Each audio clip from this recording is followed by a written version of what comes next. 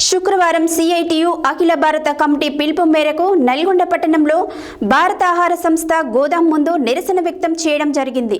ఈ సందర్భంగా సిఐటియు జిల్లా ఉపాధ్యక్షులు ఎండి సలీం, తెలంగాణ హాల్ హమాలి వర్కర్ ఫెడరేషన్ జిల్లా ప్రధాన కార్యదర్శి దండంపల్లి సత్తయ్యలు మాట్లాడారు। శుక్రవారం సిఐటియు అఖిల భారత కమిటీ పిలుపు మేరకు నల్గొండ పట్టణంలో భారత ఆహార సంస్థ గోదాం ముందు నిరసన వ్యక్తం చేయడం జరిగింది। ఈ సందర్భంగా సిఐటియు జిల్లా ఉపాధ్యక్షులు ఎండి సలీం, తెలంగాణ ఆల్ హమాలి వర్కర్స్ ఫెడరేషన్ జిల్లా ప్రధాన కార్యదర్శి దండంపల్లి సత్తయ్యలు మాట్లాడుతూ నరేంద్ర మోడీ నాయకత్వంలోని కేంద్ర ప్రభుత్వం బరితెగించి కార్మిక ప్రజా రైతు వ్యతిరేక పాలన కొనసాగిస్తుందని ఆరోపించారు।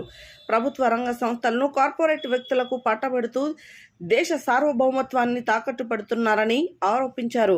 డీజిల్, పెట్రోల్, గ్యాస్, నిత్యావసర వస్తువుల ధరలు పెంచి పేదల నడ్డి విరిచిందని, పార్లమెంటులో రైతు వ్యతిరేక 3 చట్టాలను తీసుకొచ్చి నిరంకుశంగా ఆమోదింపచేసినప్పటికీ కర్షక ఐక్య ఉద్యమాలతో వెనక్కి తీసుకోక తప్పలేదని అన్నారు। భిన్నత్వంలో ఏకత్వం కలిగిన భారతదేశాన్ని మత ఉన్మాదాన్ని రెచ్చగొడుతూ ప్రజల మధ్య చీలికలు తెచ్చిందని ఆరోపించారు। కేంద్ర ప్రభుత్వం వెంటనే రైతాంగానికి కనీస మద్దతు ధర చట్టం, వ్యవసాయ కార్మికులకు ఉపాధి హామీ పథకానికి నిధులు పెంచి పట్టణ ప్రాంతాలకు విస్తరింపచేయాలని, కార్మిక వ్యతిరేక 4 లేబర్ కోడ్లను రద్దు చేయాలని, కనీస వేతనాల చట్టాన్ని సవరించి కనీస వేతనం 26,000 నిర్ణయించి అమలు చేయాలని, సమాన పనికి సమాన వేతనం అమలు జరిగే విధంగా చర్యలు చేపట్టాలని డిమాండ్ చేశారు।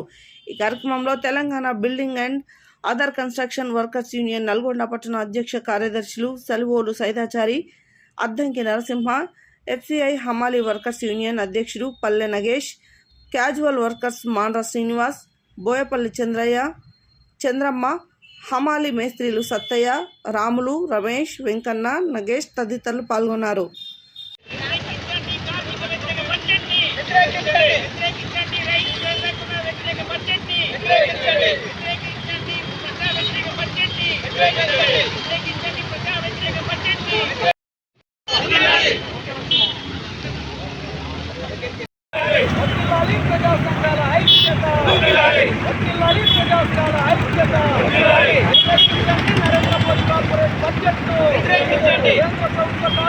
ఇటీవల పార్లమెంటులో పెట్టినటువంటి బడ్జెట్ ప్రజా వ్యతిరేక బడ్జెట్, కార్పొరేట్ అనుకూల బడ్జెట్ ఈ దేశంలో సంపద సృష్టించే కార్మిక వర్గానికి, దేశానికి అన్నం పెడుతున్నటువంటి అన్నదాతలను పూర్తిగా విస్మరించినటువంటి బడ్జెట్।